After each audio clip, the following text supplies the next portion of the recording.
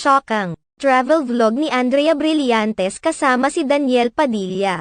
Marami sa mga netizens ang naintriga nang inilabas na ng controversial actress na si Andrea Brillantes ang kanyang travel vlog sa bansang Spain.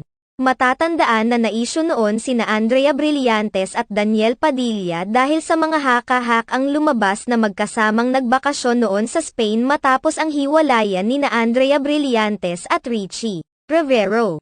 Sa Instagram post ni Andrea Brillantes, isiniwalat niya sa kanyang mga fans ang nainilabas na ang kanyang Spain vlog. Kaagad naman itong umani ng mga reaksyon at komento dahil hindi naman lingid sa kaalaman ng lahat na pinagmulan ng malaking kontrobersya ang mga larawan niya na kuha sa Spain na pinaghihinalaang kasama sila ni Daniel. Kaagad naman nagsilabasan ang mga supporters ni Andrea Brillantes at sinupalpal ang mga bashers ng aktres na naglabas na umano ng resibo si Andrea para pabulaanan ang isyu nila ng aktor at pagkakadawat sa hiwalayan ni Daniel at Catherine. May mga taga-suporta naman ang aktres na nagbigay ng payo na pabayaan na lamang ang mga bumabatikos dahil hindi naman umano alam ng mga ito ang nangyari at naghahanap lamang ng masisisi sa paghihiwalay ng Catherine. Ibinahagi pa ni Andrea Brillantes na dahil labis siyang nasaktan ngayong taon, hiling na sana ngayon 2024, ay magkamtan niya ang healing at growth in character na hinihiling niya. Narito naman ang ilang mga komento mula sa mga fans ni Andrea Brillantes sa inilabas niyang Spain vlog. Although you are always misunderstood and judged, I still believe that there is something good inside you. You may have committed mistakes but I hope you will learn from it and never do it again. There are lots of people who looked up to you, Blythe, including me, so please be better in life, love, and decisions. Whatever happens, I will always be at your side. You are heard and loved, may Ramona. May mga naiyak pang mga tagahanga ni Andrea habang pinapanood ang kanyang vlog kasi grabe talaga yung pinagdadaanan niya. May mga nagpahayag pa sa kanilang tuwa dahil nakayanan ni Andrea Brillantes ang lahat ng mga pagsubok sa buhay at mga masasamang isyu na ibinabato sa kanya. Narito ang full video. Hey everyone! Welcome to my Spain vlog! I apologize for the delay but I wanted to post this before the year ends kasi it wouldn't make sense to post it in 2024, so I thought I might as well just post it now. Editing this vlog was quite challenging because I initially had 987 videos. Kaya I decided to do voiceovers na lang para mabilis kasi kung hindi, it would have taken forever to edit this vlog and my vlog would probably be 4 hours long. Originally, I was planning to go to Spain with my best friend Bea pero hindi nagtugma yung schedule namin. Tapos 2 weeks na siyang nasa Spain. She was homesick na and she didn't want to wait for me anymore, so wala. Meron na kasi akong Shenzhen visa and experiencing solo travel had always been a dream of mine, so I decided that this was the perfect time to do it. Kasi I needed this time for myself kasi nga may pinagdadaanan ako at that time.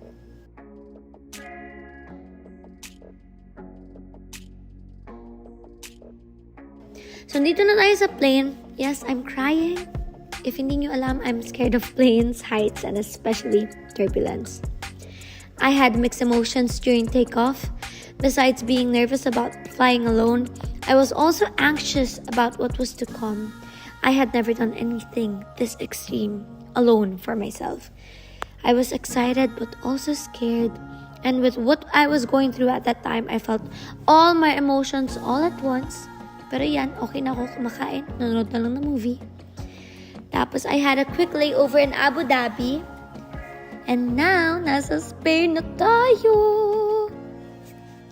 I arrived at my hotel but my room isn't ready yet, so I decided to have a quick brunch at the restaurant in front of my hotel. This was my first meal in Spain at sobrang sarap. After that, I decided to take a walk and explore the surroundings of my hotel. I wanted to find the nearest convenience store and see what other stores are nearby just in case I needed to buy anything. So, quick room tour.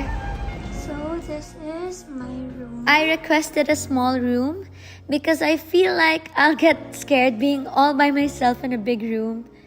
Pero my mom insisted on booking a hotel for me, even though I was against it because it's too expensive compared to Airbnb options. Pero pumayag na lang ako para magka-peace of mind yung mommy ko. since it's my first solo travel, and hotels generally have more security.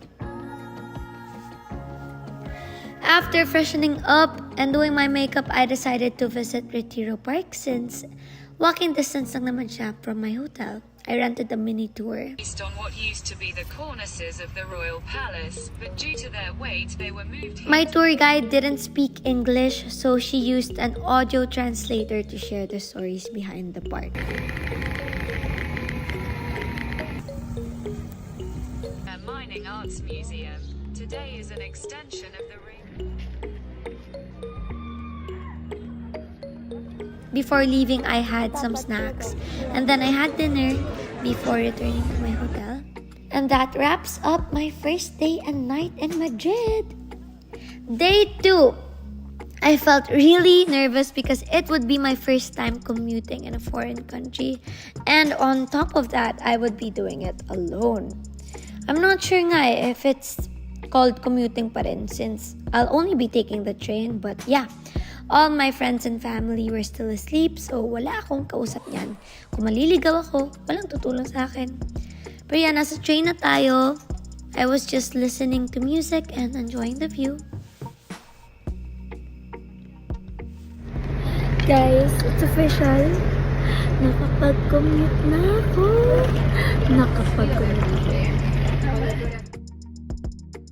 We are now in our second city, the beautiful Granada. I booked a solo tour guide so that I could learn more about the culture. If hindi nyo alam, I'm quite shy when I'm around new people, so I prefer doing things alone. So this trip was meant to be personal, so I chose to go with solo tour guides. Kahit mas mahal sila. Pero yan, ang ganda! Ganda sa Granada. This is a place where the soldiers had their barracks. Look at everything is empty underground. There is a prison, for example. Ang cute-cute ng tour guide ko dito. Hindi ko ibibigay names nila kasi I Yes, respect possible. their I can privacy. find the underground. Do you see Oh it? my god! It's huge. This place is huge. Scary! But amazing! So anyway, after nito, pumunta ako sa mga cathedral kasi that was my goal, to visit all the cathedrals because they say if you go to a new church, you have 3 wishes. And I was very adamant about my wishes. I was asking for signs and guidance throughout this whole trip. Then, my tour guide needed to leave, but she left me with her substitute. She was really nice and she was my age. Up until now nga, we still keep in contact. And since I'm finished with my tour in Granada, I asked her where we could go because I still had time before I leave for my train. So, pumunta kami sa campus dito sa Granada. So, funny thing about my way back to Madrid, I misplaced my passport and wallet somewhere in the train station, but I managed to get them back. Next time ko na ikikwento yun, mahaba yun eh. So, I just booked an Uber on my way back to the hotel.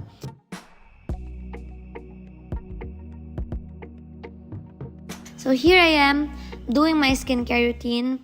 I ordered a drink and some pizza because I didn't have anything for dinner. By the way, this was the best margarita pizza ever. For day 3, it was my free day, so I decided to explore Madrid on my own without a tour guide or anyone else. I wanted to have the freedom to wander and discover things by myself. So I came across a market near the Bank of Spain. Yan, bumili pa sa lubong. So yan na yung Bank of Spain. I also visited this famous food market. Tapos sa food trip ako. Ayan. Kaya tumaba ako eh. Pumunta na din ako sa Plaza Mayor since malapit lang naman yun. Tapos alam nyo, ang daming Pinoy dito sa Madrid. So seeing my fellow Filipinos made me feel at home. So after this, I decided to go out and have some fun in the evening because I heard that Madrid has one of the best nightlife scenes. Dito ko talaga na-realize na bagay ako dito kasi night owl yung mga tao. It took me about 30 minutes of walking before I reached my destination, and share ko lang, as an actress and as a woman, I've never done this before. It's really scary to walk alone at night, especially in the Philippines, but here in Madrid, I got to experience it and surprisingly, I felt safe. To be honest, I also felt empowered. There's something empowering about walking the streets alone at night, especially as a woman. It's empowering and scary at the same time kasi tinuro sa mga girls to not walk alone at night kasi nga delikado. But here I am, doing it. So hooray for me! Tapos umulan!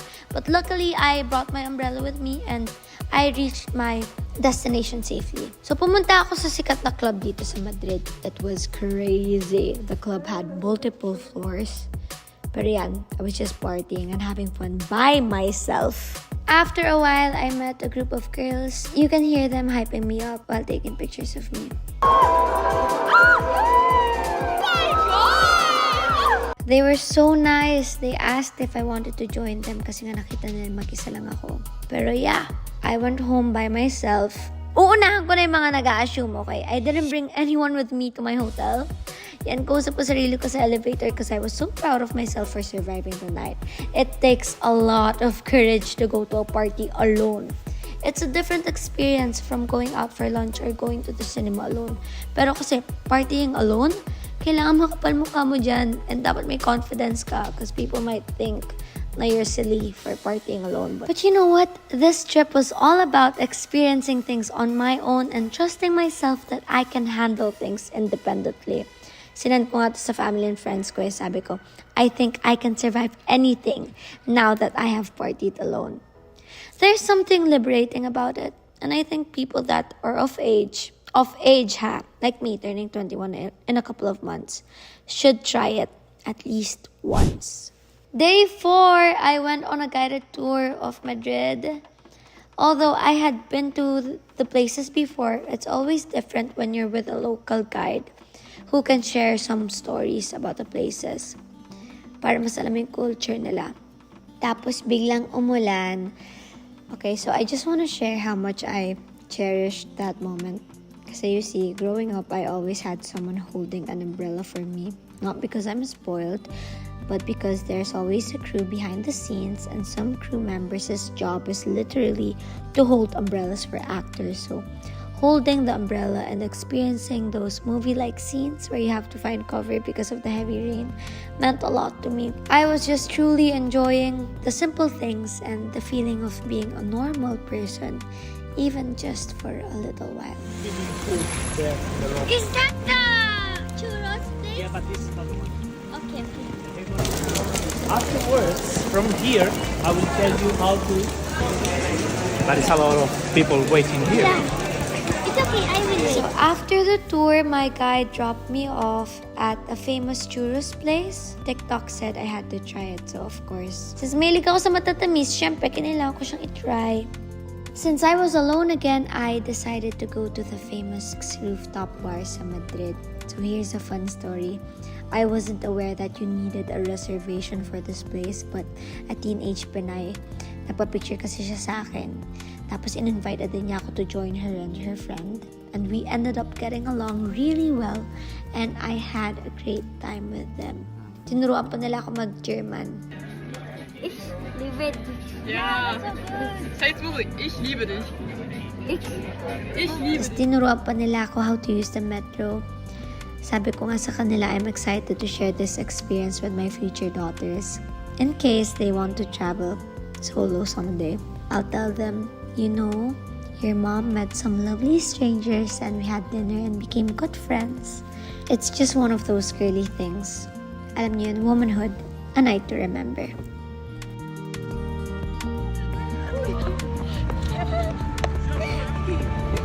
Okay, go, go, go.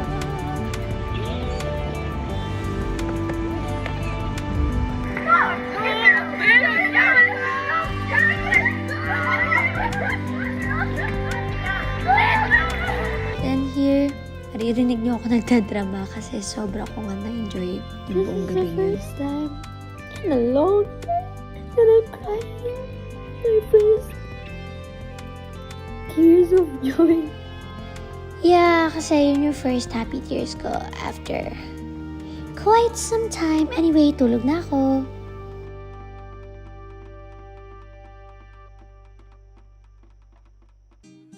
So day 5, I'm off to Sevilla. Tama ba pronunciation ko? Anyway, doon ako sa train station and pro na ako ngayon. Ha ha ha. My tour guide picked me up and oh my gosh, sobrang ganda dito. Probably one of my favorite cities I've ever visited. It's incredibly beautiful. He was born and died in Seville in the 17th century. He was an Ibero-American Countess of the Iberian Peninsula, participated.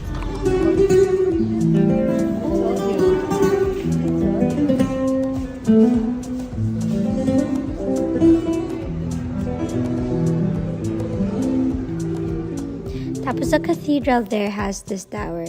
Super ako napagod. Because it had around 50 floors. Tapos paikot-ikot ka lang. But worth it naman yung view.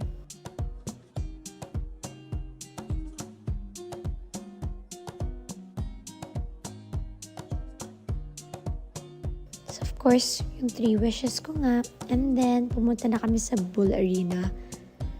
I forgot what it's called eh. But, yeah, Bull Arena, yun na lang. Kasi yung reaction ko, nung nakita ko na yung arena. They also had a mini museum there. My tour guide shared some interesting stories about the arena.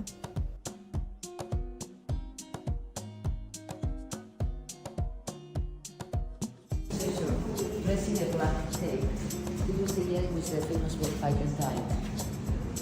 At the beginning, the bull rings were maybe killed. The bullfighter in the arena. The mother of the bull must be sacrificed. So after that, we went to Jardines Alcazares. Tama ba pronunciation ko? Sorry na. So parang may mga garden doon. Sobrang ganda. Hanggang Palace is the palace in the middle. This is the one that I want to visit. That's for security. And if you're wondering why I keep changing outfits, it's because I took a lot of pictures and I didn't want to have the same outfit in every place I visited. Tsaka, tip lang, para mukhang nakailang days ka, diba? Anyway, for dinner, I ate at a restaurant near my hotel. Tapos, rekta ko na din ng tulog. And day 6! So, I went to Toledo with the same tour guide I had in Madrid. Yung tour guide ko na to, he texted me after our tour. Sabi niya, stay safe and be very happy. Don't stop looking for rainbows. I really appreciate the connections I made with all my tour guides. They even mentioned that it was refreshing for them to bond with a client because they're used to being with a group. They would ask me kasi why I'm here. And I opened up to them about my story. They gave me advice as adults with their own experiences, and they also shared their own stories. Wala lang, it's so cool to learn about the different experiences and baggage that people have in their lives. Having deep conversations with strangers is fun because you never know what their story is. And ayun, of course, di ko pwede kalimutan, pumunta ako sa cathedral sa Toledo.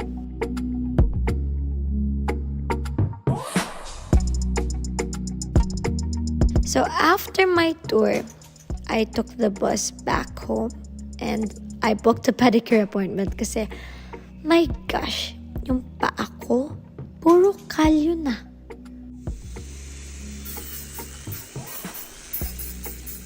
And of course, the number 1 source ko sa TikTok, sabi, I should watch a flamenco show while in Spain.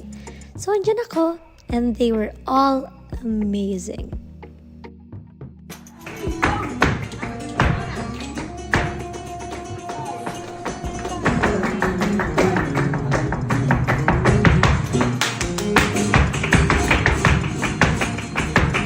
Then, I went home na kasi late na yan, 12 na. But my